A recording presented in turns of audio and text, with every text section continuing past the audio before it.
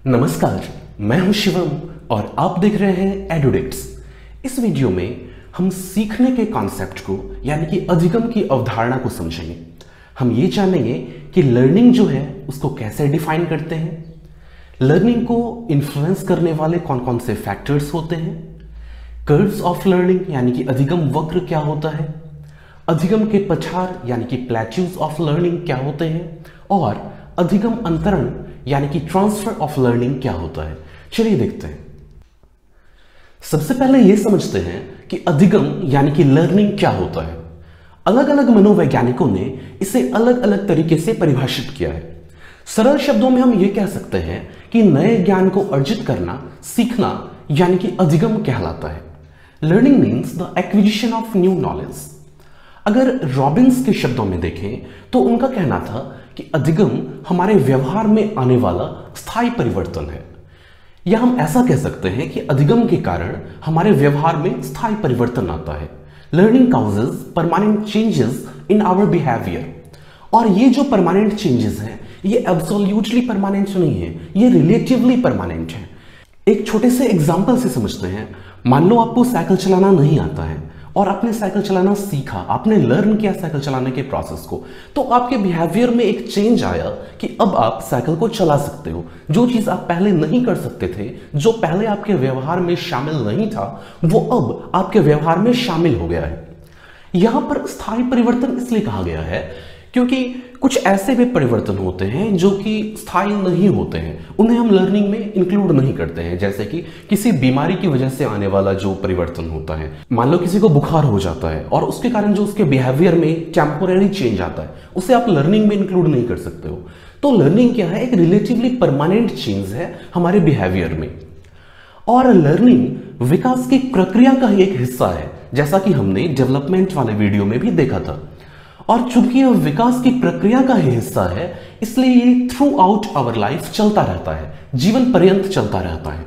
दूसरे शब्दों में हम यह भी कह सकते हैं कि लर्निंग जो है वो एक प्रोसेस है, ये एक प्रक्रिया है, ये कोई प्रोडक्ट नहीं है, ये कोई उत्पाद नहीं है। प्रोडक्ट का मतलब होता है किसी प्रोसेस से ऑब्टेन होने वाला कोई चीज, लेकिन ये ऑब्टेन होने वाला कोई चीज नहीं है, ये खुद में ही क्या है? प्रोसेस है, ये एक प्रक्रिया है।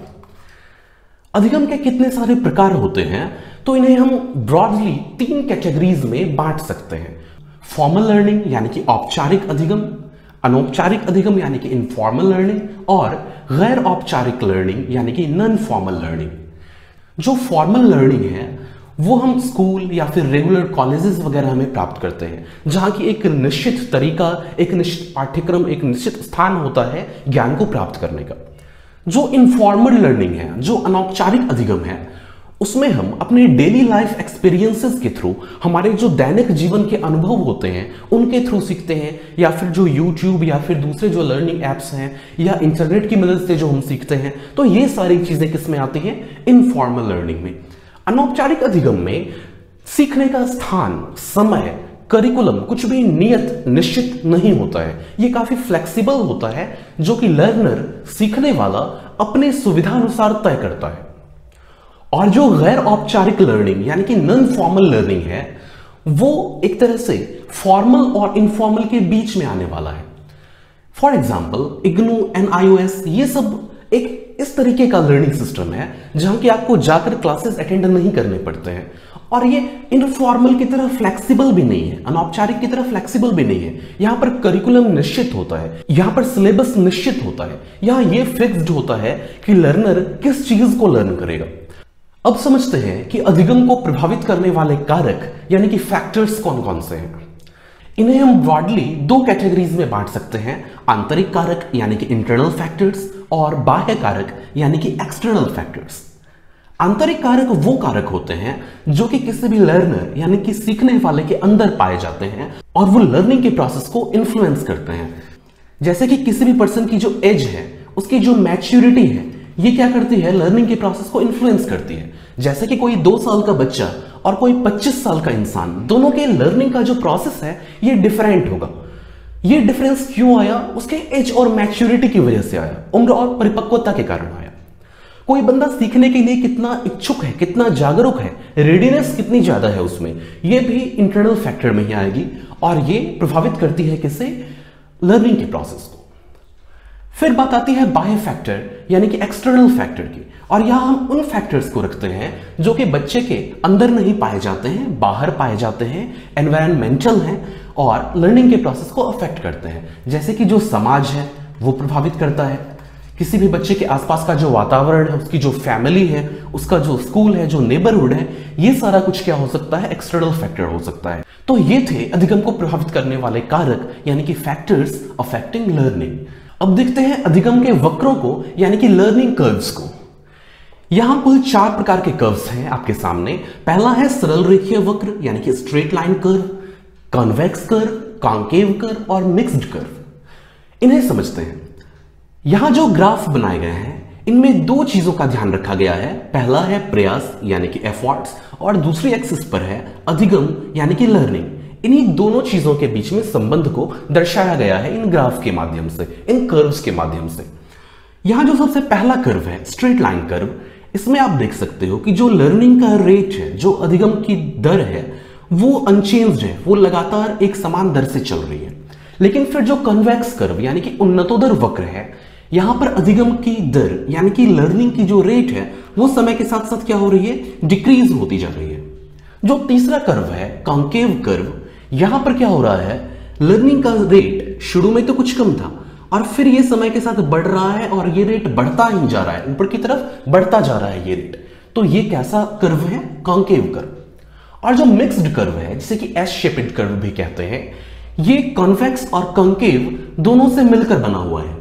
यहां पर देखो क्या होता है, शुरुआत में लर्निंग का जो रेट है वो थोड़ा सा कम है और फिर ये काफी तेज हो जाता है। देखो काफी स्टीप कर्व है यहां, और इसके बाद जो ये कर्व है ये फिर क्या हो जाता है? डाउन जाने लग जाता है, यानी कि लर्निंग का जो रेट है वो यहां पर डिक्रीज कर जाता है, घटने लग जाता है।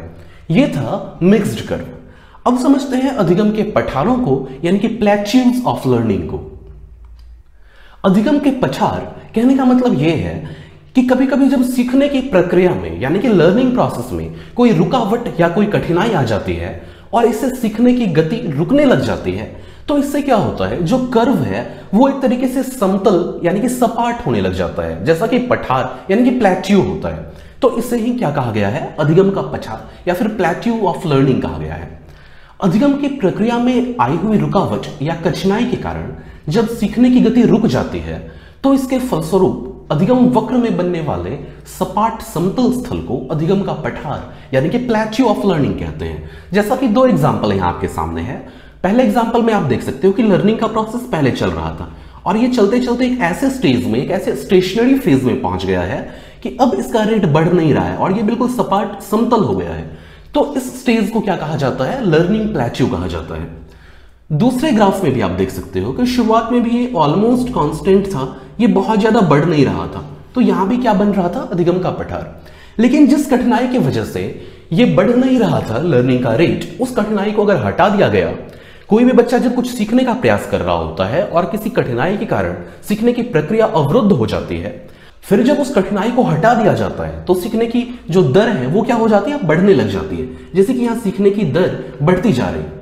और फिर क्या होता है? अगर कोई कठिनाई, कोई रुकावट आ जाती है तो फिर सीखने का जो कर्व है, जो रेट है, वो क्या होने लग जाता है? समतल होने लग जाता है और फिर क्या बन जाता है? यहां पर प्लेट्यू बन जाता है यानी कि पठार बन जाता है।